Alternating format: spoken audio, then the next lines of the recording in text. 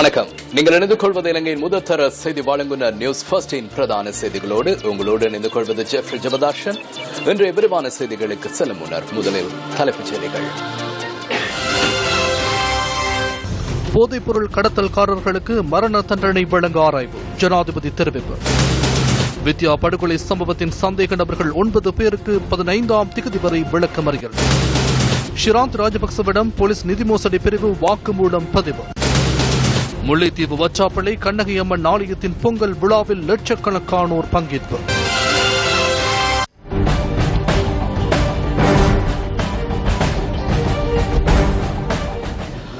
போதைப்பொருள் கடத்தற்காரர்களுக்கு மரண தண்டனை வழங்குவது தகுதியானதா என்பது தொடர்பில் ஆராய உள்ளதாக ஜனாதிபதி மைத்ரிபால சிறிசேன தெரிவித்துள்ளார். சர்வதேச புகையிலை எதிர்ப்பு தின தேசிய நிகழ்வில் இன்று கலந்து கொண்டு உரையாற்றும் போதே ஜனாதிபதி இதனை தெரிவித்தார். சர்வதேச புகையிலை எதிர்ப்பு தின தேசிய நிகழ்வு ஜனாதிபதி தலைமையில் மன்னார்நாயக்க சர்வதேச மாநாடு மண்டபத்தில் இன்று இடம்பெற்றது. சட்டவிரோத புகையிலை உற்பத்தியை நிறுத்தவும் என்ற துணைப்பொருளில் இந்த நிகழ்வு இடம்பெற்றது.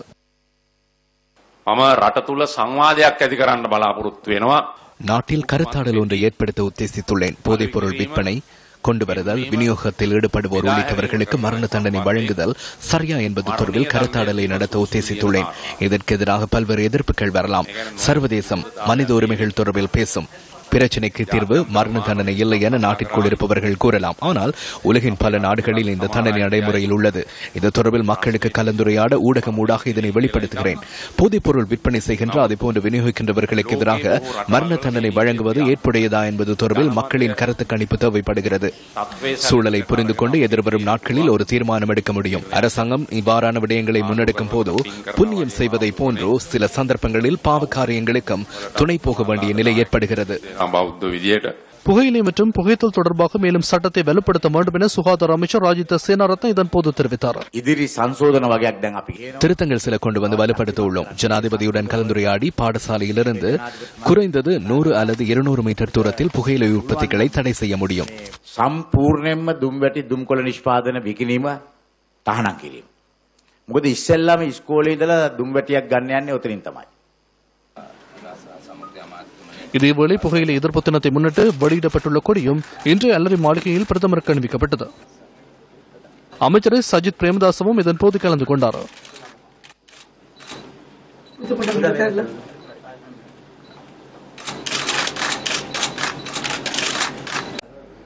யாழ் புங்குடுதீவில் பாடசாலை மாணவி வன்புணர்வுக்குட்படுத்தி கொலை செய்யப்பட்ட சம்பவத்தின் சந்தேக நபர்கள் 9 பேரும் எதிர்வரும் 15ஆம் தேதி வரை தொடர்ந்தும் விளக்கமறியலில் வைக்கப்பட்டுள்ளனர்.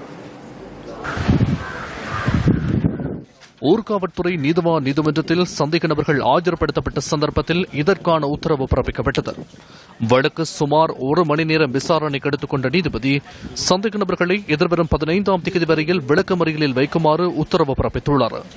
குறித்த சம்பவம் தொடர்பிலான சான்று பொருட்கள் நீதிமன்றத்தில் சமர்ப்பிக்கப்பட்டுள்ளதோடு இன்றைய தினம் வித்யா குடும்பத்தின் சார்பில் 6 வழக்கறிஞர்கள் ஆஜராகியிருந்தனர்.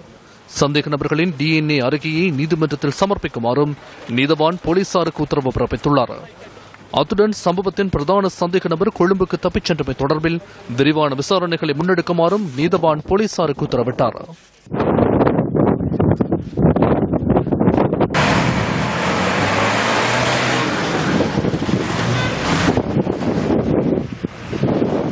பாதிக்கப்பட்ட குடும்பத்தின் சார்பாக சில விடயங்களை நான் முன்வைத்தேன்.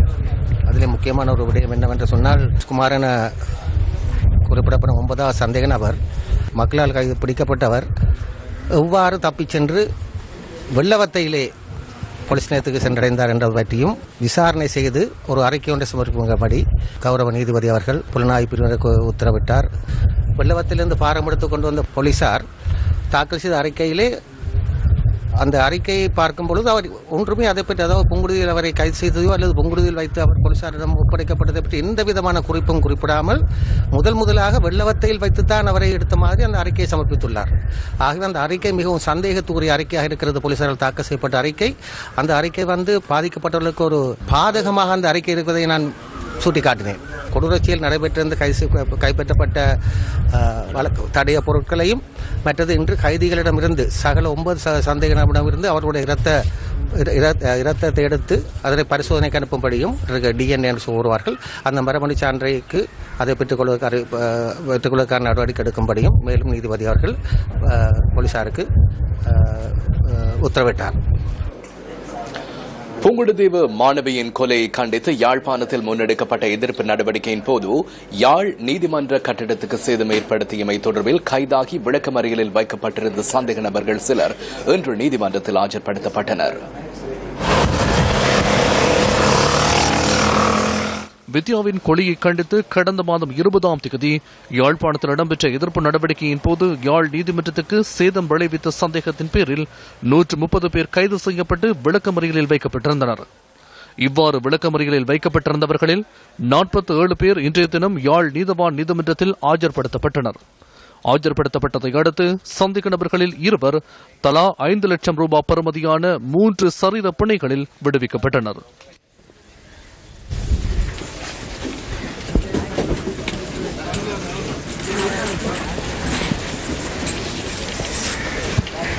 மாணவர்கள் விதிவிலக்கான சூழ்நிலைக்கு உட்பட்டவர்கள் ஆகையினாலே பொது சொத்தை சேதப்படுத்தின குற்றச்சாட்டாக இருந்தாலும் சாதாரணமாக அதற்கு பிணை வழங்க முடியாமல் இருந்தாலும் விதிவிலக்கான சூழ்நிலையிலே நீதிமன்றம் பிணை வழங்க முடியும் என்பதை எடுத்துக்காட்டி அவர்களுக்காக பிணை விண்ணப்பத்தை கோரியிருந்தோம். இந்த சந்தர்ப்பத்திலே 16 வயதுக்குட்பட்ட 2 கைது செய்யப்பட்டவர்கள் அவர்கள் பிணையிலே விடுவிக்கப்பட்டிருக்கிறார்கள்.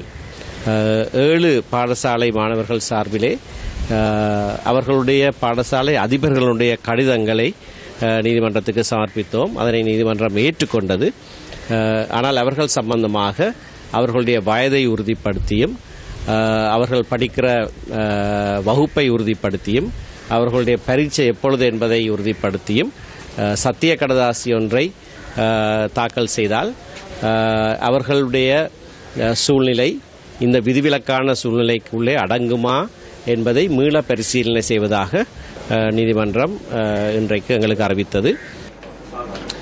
வித்யா படுகொலை தொடர்பான வழக்கு இன்று விசாரணைக்கு எடுத்துக் கொள்ளப்பட்ட நிலையில் யாழ் நகர பகுதி மற்றும் ஊர்காவற்றுறை பகுதிகளில் இன்றைய தினம் பாதுகாப்பு பலப்படுத்தப்பட்டிருந்ததை எம்மால் அவதானிக்க முடிந்தது. யாழ் நகரம் மற்றும் அதனை அண்டிய பகுதிகளில் போலீசார் விசேட அதிரடிப்படையினர் மற்றும் ராணுவத்தினர் பாதுகாப்பு கடமையில் ஈடுபட்டிருந்தனர்.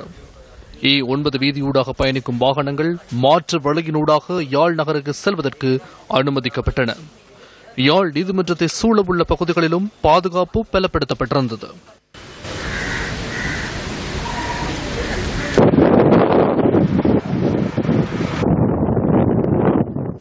ஊர்காவல்துறை நீதிமன்றம் மற்றும் அதனை அண்மித்த பகுதிகளிலும் பாதுகாப்பு நடவடிக்கையில் போலீசார் விசேட அதிரடிப்படையினர் மற்றும் ராணுவத்தினர் ஈடுபட்டிருந்தனர்.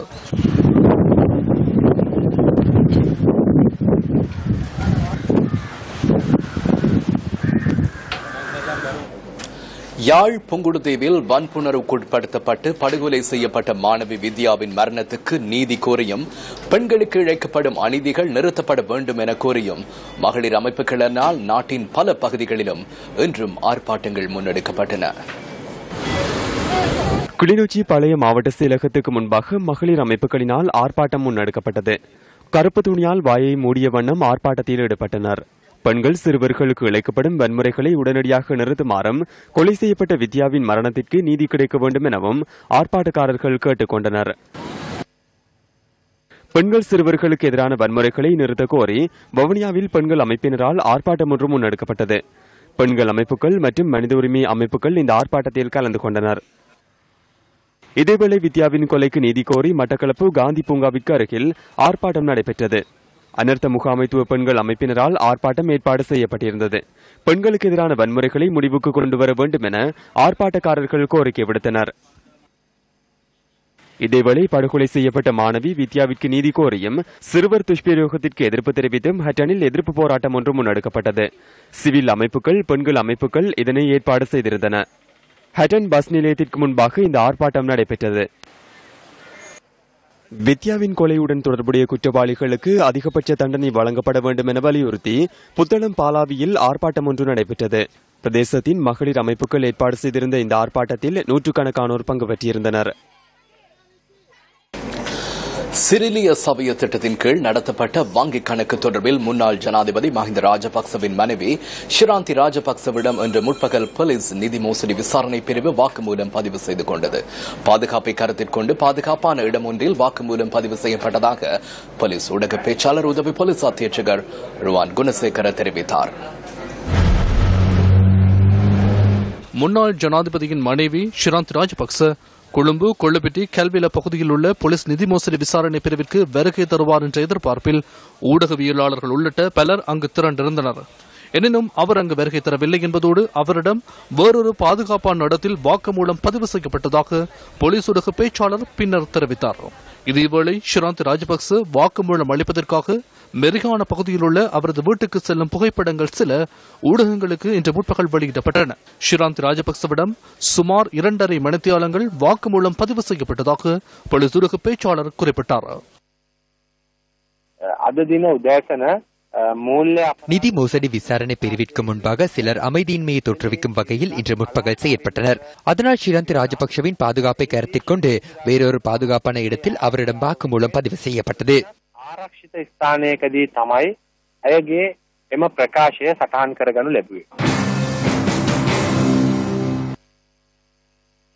இதேவேளை முன்னாள் ஜனாதிபதி மஹிந்த ராஜபக்சவின் ஊடக இணைப்பு செயலாளர் இன்று பிற்பகல் ஊடகங்களுக்கு அறிக்கை ஒன்றை வெளியிட்டார். சிறிலிய சபை என்கின்ற அரசு சார்பற்ற அமைப்பு அரசாங்கத்தின் சொத்துக்கள் மற்றும் நிதியை எவ்விதத்திலும் பயன்படுத்தவில்லை என ஷிராந்தி ராஜபக்ச போலீஸ் நிதி மோசடி விசாரணை பிரிவிடம் தெரிவித்துள்ளதாக அந்த அறிக்கையில் குறிப்பிடப்பட்டுள்ளது. சிறிலிய சபை அமைப்பின் கீழ் கால்டன் சுவ உதான என்ற திட்டம் முன்னெடுக்கப்பட்டதாகவும் புதிய சிறுவர் வைத்தியசாலை ஒன்று நிர்மாணிப்பதே அதன் நோக்கம் எனவும் அவர் தனது வாக்குமூலத்தில் தெளிவூட்டியுள்ளார்.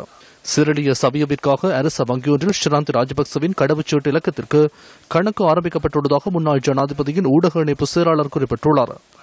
அவருடன் மேலும் 2 காசோலையில் கையொப்பமிடுவதற்கான அதிகாரம் வழங்கப்பட்டுள்ளதாகவும் அறிக்கையில் சுட்டிக்காட்டப்பட்டுள்ளது. எவ்வாறாயினும் போலியான அடையாள அட்டை இலக்கத்தை இந்த கணக்குக்கு உள்ளடக்கப்பட்டுள்ளதாக எழுகின்ற குற்றச்சாட்டானது வங்கி கணினி கட்டமைப்பில் தரவு உள்ளடக்கும் போது தவறொன்று இழைக்கப்பட்டுள்ளமை தெளிவாவதாக அந்த அறிக்கையில் குறிப்பிடப்பட்டுள்ளது. இதேவேளை சிறிலிய சபைய திட்டத்தின் ஊடாக நன்மை பெற்றுக் கொண்டதாக கூறும் சிலர் இன்று பிற்பகல் ஊடகவியலாளர் சந்திப்பு ஒன்றை ஏற்பாடு செய்திருந்தனர். எனது மகளுக்கு சத்திர சிகிச்சை ஒன்றை நடத்த வேண்டிய நிலை ஏற்பட்டது. அதனை தவிர இந்த சத்திர சிகிச்சையை முன்னெடுக்க இந்தியாவிற்கு செல்ல வேண்டிய நிலை ஏற்பட்டது. இந்த சத்திர சிகிச்சைக்கான அனைத்து உதவிகளையும் அவரே வழங்கினார். எதிர்காலத்தில் இன்னும் செய்ய வேண்டியுள்ளது. சிறுவர்கள் தொடர்பில் பார்க்க முடியவில்லை என அவர் தற்போது கூறுகின்றார். மகனை பார்த்தீர்களா? இரத்தம் பரிசோதிக்கப்பட்டதா? என்ன செய்கின்றீர்கள்? அம்மாவை போன்று செயற்படுகின்றார். நான் கதைக்கும் ஒவ்வொரு வார்த்தைக்கும் ஷிராந்திக்கு புண்ணியம் கிடைக்க வேண்டும். பெரிய சத்திர சிகிச்சை ஒன்றை அவர் செலவில் முன்னெடுத்தார். இதன்போது ஊடகவியலாளர்கள் சிலர் கேள்விகளை எழுப்பினார்கள். குறிப்பாக பல வருடங்களாக நாங்கள் இந்த இடத்திற்கு வருகின்றோம். இந்த இடத்திற்கு வருவதற்கு ஒரு நடைமுறை ஒன்று உள்ளது. முன்பதிவு செய்த பின்னரே இந்த இடத்திற்கு வருகை தர முடியும். நான் இங்கு கோரிக்கையொன்றை முன்வைத்தேன். நிதி மோசடி விசாரணை பிரிவுக்கு முன்பாக இருந்த பெருந்திரளான பெண்கள் கோரிக்கை விடுத்தனர். இதனை நாட்டிற்கு சொல்ல வேண்டும் என கோரிக்கை விடுத்தோம்.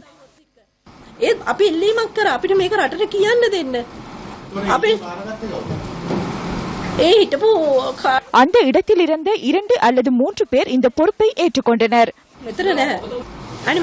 අපේ ඉල්ලීම අනුව වෙන්න පුළුවන් මේ දේවල් වෙන්නේ නැත්තේ. මොකද හැම අම්මා කෙනෙක්ම උදේ හිටපු එතෙන්ට ආවහම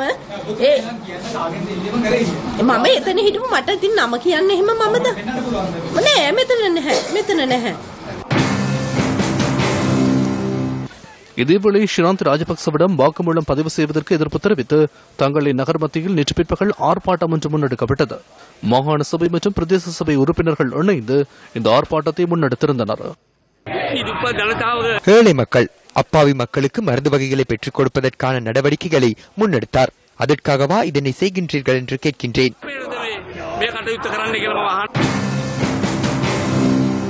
යම්කිසි දූෂණ විමර්ශන කටයුතු සිදු කරන ආයතනයක් ඉදිරිපිට ஊழல் விசாரணை நிறுவனம் ஒன்றுக்கு முன்பாக எதிர்ப்பு நடவடிக்கையில் ஈடுபட்டு அமைதியின்மையை தோற்றுவிக்கும் வகையில் செயற்பட்டனர்.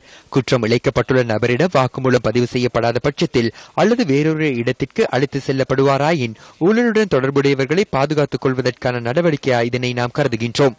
இந்த விசேட பிரிவை ஸ்தாபிக்க போலீஸ் மா அதிபர் முன்னின்று செயற்பட்டார். என்ன இந்த நடைமுறை என போலீஸ் மா அதிபரிடம் கேட்க விரும்புகின்றேன். இதுவா சட்டம்? வீடுகளுக்கு சென்று வழக்கு விசாரணைகளை நடத்த வேண்டிய நிலை ஏற்படும். ஷிராந்தி ராஜபக்ஷவிடம் வாக்குமூலம் பதிவு செய்யப்பட்ட பாதுகாப்பான இடம் எது என்பதனை தயவு செய்து வெளியிடுங்கள்.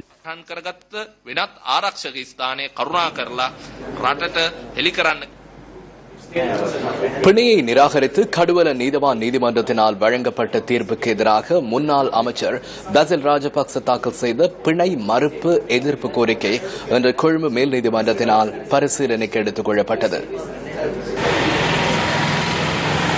மேல் நீதிமன்ற நீதிபதி குசலா விஜயவர்தன முன்னிலையில் மனு பரிசீலனைக்கு எடுத்துக் கொள்ளப்பட்டதாக முன்னாள் அமைச்சர் சார்பில் ஆஜரான சட்டத்தரணி டி சில்வா தெரிவித்தார். கடுவல நீதிவான் நீதிமன்றத்தினால் கடந்த 27ஆம் தேதி வழங்கப்பட்ட பிணை நிராகரிப்பு உத்தரவினை மறுக்குமாறு இதனூடாக கோரிக்கை விடுக்கப்பட்டதாக அவர் கூறினார். இதேவேளை பொருளாதார அபிவிருத்தி அமைச்சர் முன்னாள் செயலாளர் நிஹால் ஜெயதிலக, முன்னாள் பணிப்பாளர் நாயகம் ஆர் ஏ ரணவக்க மற்றும் பிரதி பணிப்பாளர் நாயகம் பந்துல திலக்சரி ஆகியோரும் இதற்கு முன்னர் பிணை மறுப்பு கோரிக்கையை மேல் நீதிமன்றத்தில் தாக்கல் செய்திருந்தனர். ஜனாதிபதி மைத்ரிபால சிறிசேன கலந்து கொண்ட கூட்டத்திற்கு துப்பாக்கியை கொண்டு சென்றதாக கூறப்படும் சம்பவம் தொடர்பில் கைதான ராணுவ கோப்ரலும் கடமை தவறியதாக கைதான போலீஸ் உத்தியோகத்தர்கள் இருவரும் இன்று பிணையில் விடுவிக்கப்பட்டுள்ளனர். அங்குனுகுல பெலச நீதிவான் நீதிமன்றத்தில் இன்று ஆஜர்படுத்தப்பட்ட சந்தர்ப்பத்தில் இந்த உத்தரவு பிறப்பிக்கப்பட்டுள்ளது. இதற்கமைய தலா 2 லட்சம் ரூபாய் சரீரப் பணிகள் இரண்டிலும் 25,000 ரூபாய் ரொக்கப் பணியிலும் சந்தேக நபர்கள் விடுவிக்கப்பட்டனர். உதவி போலீஸ் அத்தியட்சகர் ஒருவரும் போலீஸ் சார்ஜன் ஒருவருமே கடமை தவறிய குற்றச்சாட்டில் கைது செய்யப்பட்டு விளக்கமறியலில் வைக்கப்பட்டுள்ளனர். தலவாக்கலை நகரில் நிர்மாண பணி ஒன்றிற்காக மண்சுவர் வெட்டப்படும் நடவடிக்கை இன்று தற்காலிகமாக நிறுத்தப்பட்டிருந்ததை நம்மால் அவதானிக்கக்கூடியதாக இருந்தது. தலவாக்கலை நகரில் முன்னெடுக்கப்படும் நிர்மாண பணியொன்றினால் ஜெயந்தி மாவட்ட மக்கள் தமது வீடுகளை இழக்கும் அபாயம் ஏற்பட்டுள்ளதாக நியூஸ் ஃபர்ஸ்ட் நேற்றைய தினம் செய்தி வெளியிட்டது. இந்த நிர்மாண பணிகள் நேற்று முன்தினம் முன்னெடுக்கப்பட்ட நிலையில் மண் அகழ்வு இயந்திரத்தின் மீது மண்மேடு ஒன்று சரிந்து வீழ்ந்துள்ளது. சுமார் 40 அடி உயரமான மண் சுவரே இவ்வாறு இடிந்து வீழ்ந்ததாக எமது செய்தியாளர் குறிப்பிட்டார். இந்த நிர்மாண பணியை மேற்கொள்கின்றமையினால் தமது குடியிருப்புகளை இழக்கும் அபாயம் ஏற்பட்டுள்ளதாக ஜெயந்தி மாவட்ட மக்கள் குறிப்பிடுகின்றனர். இந்த பகுதி மக்கள் எதிர்நோக்கியுள்ள பிரச்சினைகள் அனைத்தையும் நேற்றைய தினம் நியூஸ் ஃபர்ஸ்ட் வெளியிட்டமையை அடுத்து இன்று அந்த நிர்மாண பணிகளுக்கான நடவடிக்கைகள் இடைநிறுத்தப்பட்டிருந்ததாக எமது செய்தியாளர் கூறினார். இன்றைய தினம் எமது கேமராவில் பதிவான காட்சிகளே இவை.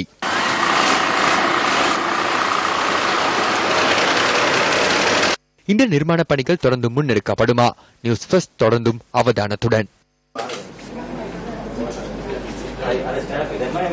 புகமந்தலாவ லட்சுமி தோட்டம் மத்திய பிரிவில் உள்ள ஸ்ரீ முத்துமாரியம்மன் ஆலயத்திற்கு நவக்கிரக சிலைகள் வழங்கும் நிகழ்வு நேற்று இடம்பெற்றது.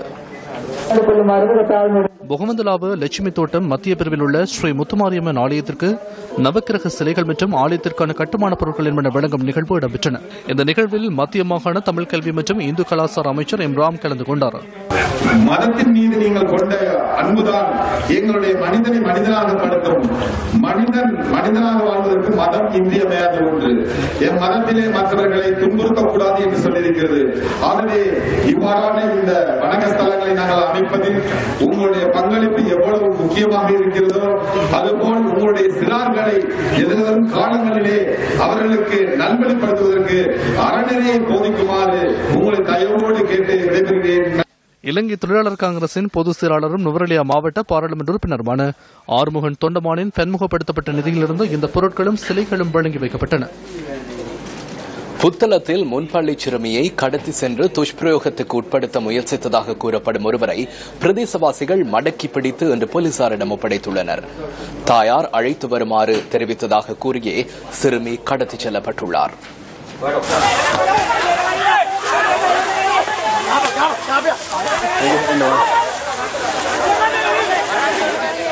புத்தளம் தில்லையடி ரயில் நிலைய வீதிக்கருகில் குறித்த நபரை இன்று பிரதேச மக்கள் வழிமறித்துள்ளனர். சிறுமியை கடத்தி காட்டுப்பகுதிக்கு அழைத்துச் சென்ற சந்தர்ப்பத்தில் பிரதேச மக்கள் குறித்த நபரை மடக்கி பிடித்துள்ளனர். பாடசாலை முடிந்ததும் முச்சக்கர வண்டியில் நாளாந்தம் வீடு திரும்பும் 8 வயது சிறுமியை ஏமாற்றி அந்த நபர் சிறுமியை கடத்திச் சென்றுள்ளார்.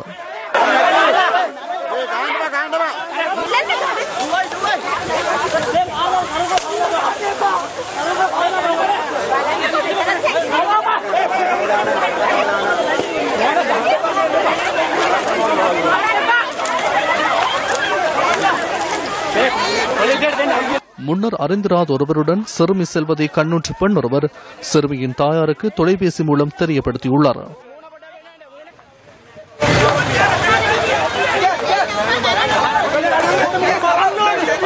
இதன்போது சிறுமியை கடத்தியவர் அவரை ரயில் நிலைய வீதிக்கு அருகிலிருந்து காட்டுப் பகுதிக்கு அழைத்துச் சென்றுள்ளார்.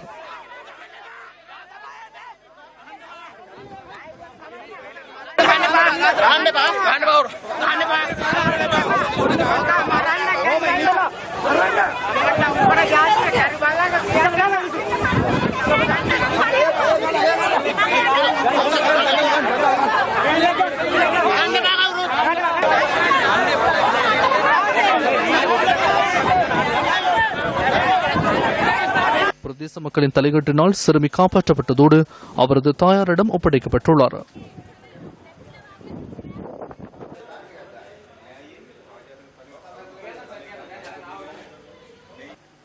கைது செய்யப்பட்ட சந்தேக நபர் பிரதேசத்திலிருந்து தப்பிச் சென்ற ஒரு குற்றவாளி என போலீசார் தெரிவித்தனர். ஹப்புத்தல பெட்ரம் நல தோட்டத்தில் உள்ள ரிச்மோன் குளம் அசுத்தமடைந்த நிலையில் காணப்படுவதாக பிரதேச மக்கள் தெரிவிக்கின்றனர். 1855ஆம் ஆண்டில் புனரமைக்கப்பட்ட ரிச்மோண்ட் குளத்தின் நீரை பிரதேச மக்கள் விவசாயத்திற்கும் நீராடும் தேவையை பூர்த்தி செய்வதற்காகவும் பயன்படுத்தி வருகின்றனர். சுற்றுலா பயணிகள் அதிக அளவில் வருகை தரும் இந்த குளம் கடந்த சில வருடங்களாக உரிய முறையில் பேணப்படாது அசுத்தமடைந்துள்ளதாக பிரதேச மக்கள் கூறுகின்றனர். குளத்தை சூழவுள்ள பகுதிகளில் செடிகள் வளர்ந்திருப்பதோடு குளத்தில் குப்பைகள் தொடர்ச்சியாக கொட்டப்பட்டு வருகின்றன. குப்பை மேடுமாவும் தான் இருக்கு. இதை சம்பந்தப்பட்ட அதிகாரிகள் கொஞ்சம் கவனத்துக்கு கொண்டு இதை கொஞ்சம் அப்புறப்படுத்தி, அதாவது அந்த சைட்ல இருக்க கோரைப்படுத்தி தந்து இதை ஒரு சுற்றுலா பிரதேசமா தெரிவிச்சா எங்களுக்கு ஒரு சந்தோஷமான விஷயம் தான், வரவேற்கக்கூடிய விஷயமாவும் இருக்கும். 7 ஏக்கர் பரப்பை கொண்ட இந்த குளம் உரிய முறையில் பாதுகாக்கப்படாமையினால் தற்போது 3 ஏக்கர் பரப்பிலேயே நீர் நிறைந்துள்ளதாக மக்கள் குறிப்பிடுகின்றனர். கிட்டத்தட்ட ஒரு 7.5 ஏக்கர் நிலப்பரப்புல உள்ள இந்த குளம் ஒண்ணு செடிகள் அது இதுங்கன்னு வளர்ந்து அங்கிருந்து அசுத்த நீர் வெளியிலிருந்து வாரதுனால இந்த குளம் ஒரு தெளிவான ஒரு நீரை பெற முடியாது, தெளிவான ஒரு நீரையும் பார்க்க முடியாது. பிரதேச மக்களின் பயன்பாட்டுக்கும் சுற்றுலா பயணிகளை ஈர்க்கும் விதமாகவும் அபுதலை ரிச்மோண்ட் குளத்தை உரிய வகையில் சுத்தப்படுத்த வேண்டும் என்பதே பிரதேச மக்களின் ஏகோபித்த எதிர்பார்ப்பாகும்.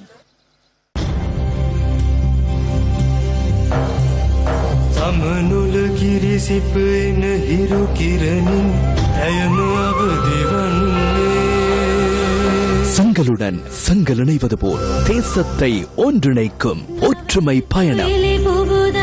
ஜூன் 1 இன்று காலை 9 மணிக்கு வீரவில, காலை 11 மணிக்கு ஹம்மாந்தோட்டை, பிற்பகல் 2 மணிக்கு அம்பலாந்தோட்டை. ஜூன் 2 நாளை காலை 9 மணிக்கு சூரியவெவ, காலை 11 மணிக்கு ஆம்பிலிபிட்டிய, பிற்பகல் 2 மணிக்கு கொடக்கவல.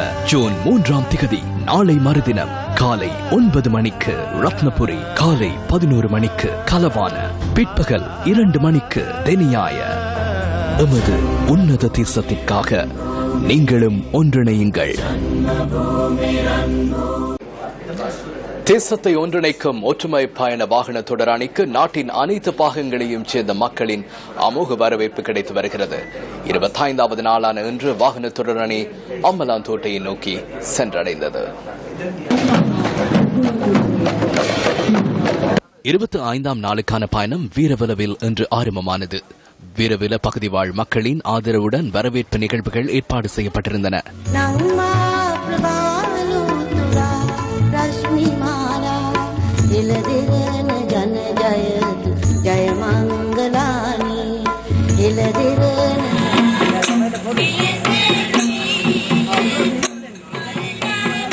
ஒற்றுமையான தேசத்தை கட்டியெழுப்பும் நோக்கில் வீரவில வாழ் மக்கள் தமது ஊரின் பெயரை வாகன தொடர் அணியில் இணைத்துக் கொண்டனர்.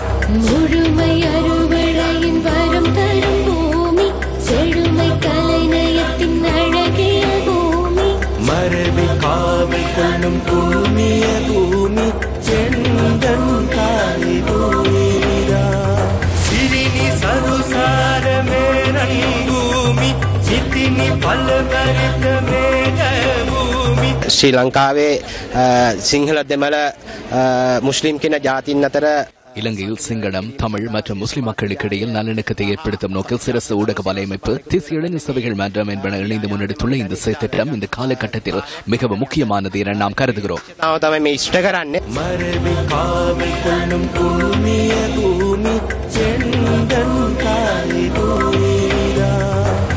இரு மருங்கிலும் கூடியிருந்த மக்களின் பேராதரவுடன் வாகன தொடரணி ஹம்மாந்தோட்டை நகருக்கு தனது பயணத்தை முன்னெடுத்தது.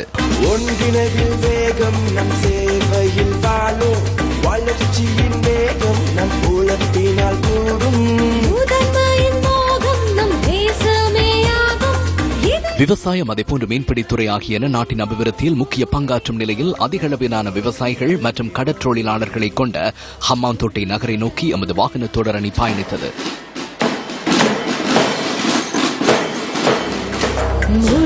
அனைத்து இனத்தவர்களும் வசிக்கும் ஹம்மாந்தோட்டை நகரில் இடம்பெற்ற வரவேற்பு நிகழ்வில் பல்வேறு கலை கலாச்சார நிகழ்வுகள் ஏற்பாடு செய்யப்பட்டிருந்தன.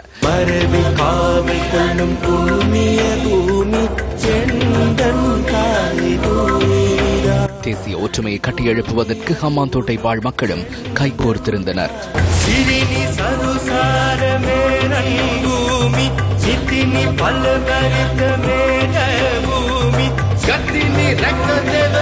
அவங்க எல்லாத்துக்கும் நல்ல சந்தர்ப்பம் கொண்டு அவங்களுடைய ஒத்துமையை காட்டுறது. ஹம்மாந்தோட்டை வாழ் மக்கள் அனைவரும் அன்றிலிருந்து இன்று வரைக்கும் எப்பொழுதும் ஒற்றுமையாக இருந்து வருவது ஊரறிந்த உண்மை, நாடறிந்த உண்மை.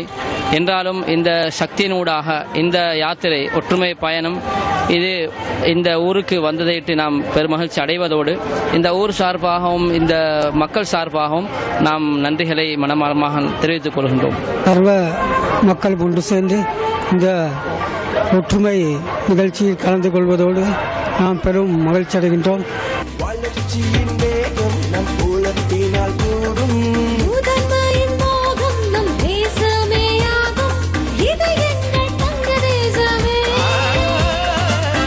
ஹம்மாந்தோட்ட மக்களின் வாழ்த்துக்களுடன் வாகன தொடரணி அம்பலாந்தோட்டை நோக்கி பயணித்தது.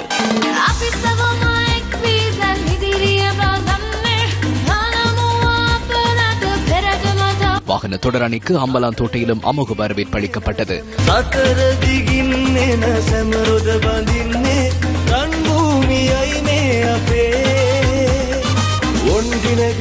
தேசிய ஒற்றுமைக்காக அம்பலாந்தோட்டை மக்கள் தமது ஆதரவை வெளிப்படுத்தினர். சக்தி, சிரச, நியூஸ் ஃபர்ஸ்ட், கொழும்பு துறைமுக நகரம் மற்றும் தேசிய இளைஞர் சபைகள் மன்றம் ஆகிய இணைந்து இந்த வாகன தொடரணியை ஏற்பாடு செய்துள்ளன.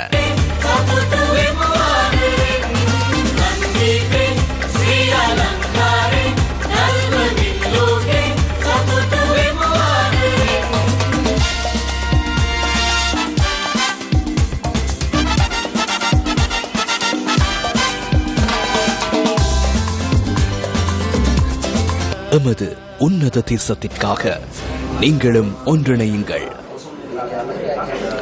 மன்னார் முத்தரிப்புத்துறை பகுதியில் உள்ள வீதி செப்பனிடப்படாமை அப்பகுதி மக்கள் மத்தியில் பெரும் அசௌகரியங்களை தோற்றுவித்துள்ளது.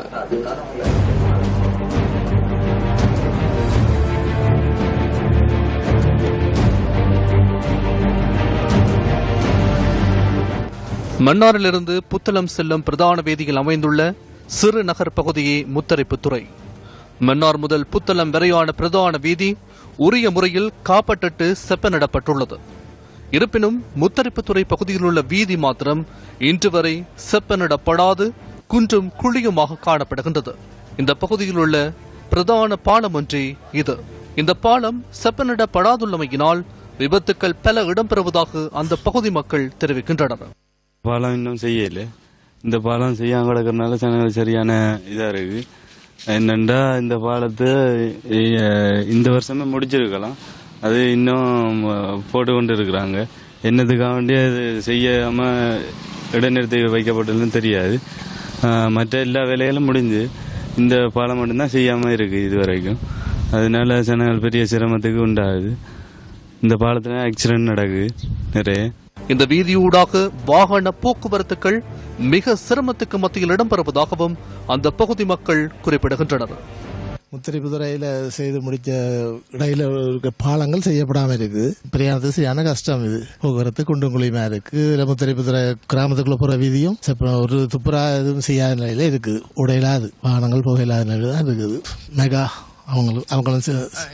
இவர் மைந்த இருந்த நிலையில் செய்து பல லட்சம் ரூபாய் செலவில் நிர்மாணிக்கப்படுகின்ற இவ்வாறான வீதிகளில் குறிப்பிட்ட ஒரு இடம் மாத்திரம் செப்பனிடப்படாதுள்ளமே மக்களுக்கு செய்கின்ற அநீதியாக அமையாதா?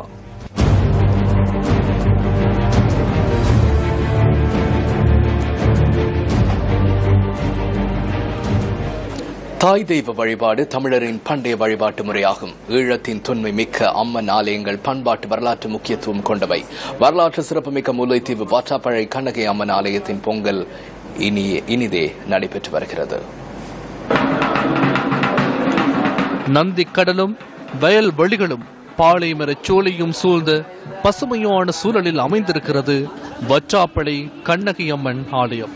வருடாந்தம் இடம்பெறும் இந்த ஆலயத்தின் திருவிழா உற்சவம் வன்னி மக்களுக்கு ஓர் பண்பாட்டு நிகழ்வாக நம்பிக்கையின் ஊற்றாக அமைந்துள்ளது.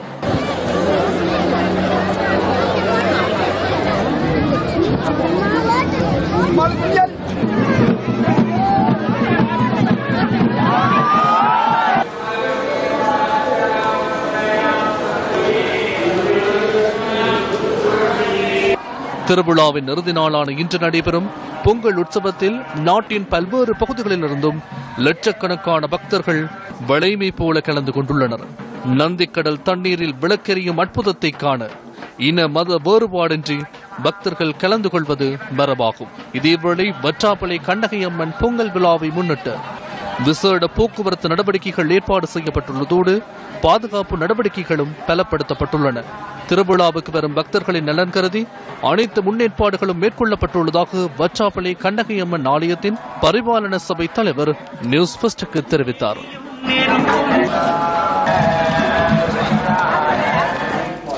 20ஆம் நூற்றாண்டில் நடந்த மிக பெரும் இன நூழலிப்பு வன்முறையாக கருதப்படும் யாழ் நூலக எரியூட்டப்பட்டு 34 வருடங்கள் கடந்துவிட்டுள்ளன.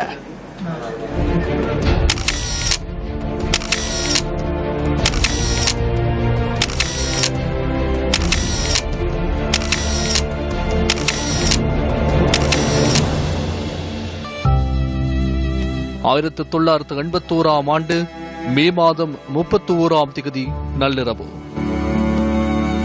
தெற்காசியாவிலேயே மிக பெரும் நூலகமாக திகழ்ந்த யாழ் நூலகம் இனவாத குழுவால் எரியூட்டப்பட்டது. இதன்போது 97,000 அரிய நூல்கள் எரிந்து சாம்பலாகின.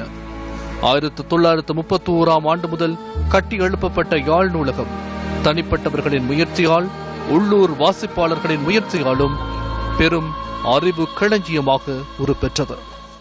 பல நூற்றாண்டுகள் பழைமை கொண்ட ஓலைச்சுவடிகள், நூல்கள், 1800களில் தோற்றம் பெற்ற பத்திரிகைகளின் மூல பிரதிகள் என்பன இந்த நூலகத்தில் சேகரித்து வைக்கப்பட்டிருந்தன. இன வரலாற்றை, அறிவு பொக்கிஷத்தை அழிக்கும் வகையில் திட்டமிட்டு மேற்கொள்ளப்பட்ட இந்த வன்முறை தமிழர்களின் நெஞ்சில் ஆறாத காயத்தை ஏற்படுத்தியது. இலங்கையின் இனப்பிரச்சினையின் விளைவு மிக்க விடயமாக கருதப்பட்ட இந்த சம்பவம் முழு உலகினதும் கவனத்தை ஈர்த்திருந்தமை குறிப்பிடத்தக்கது. சேதமடைந்த யாழ் நூலகம் 2001ஆம் ஆண்டு புனரமைக்கப்பட்டு புதுப்பொலிவு பெற்றது.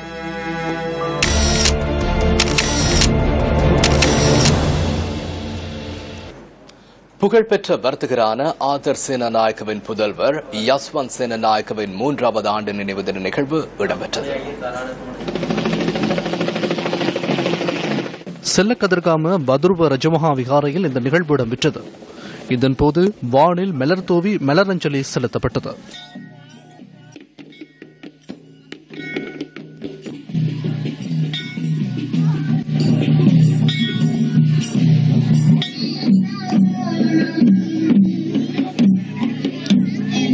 අනන්ත නයනේ සිතං දුක්ඛං රෝගං භයං වේරං.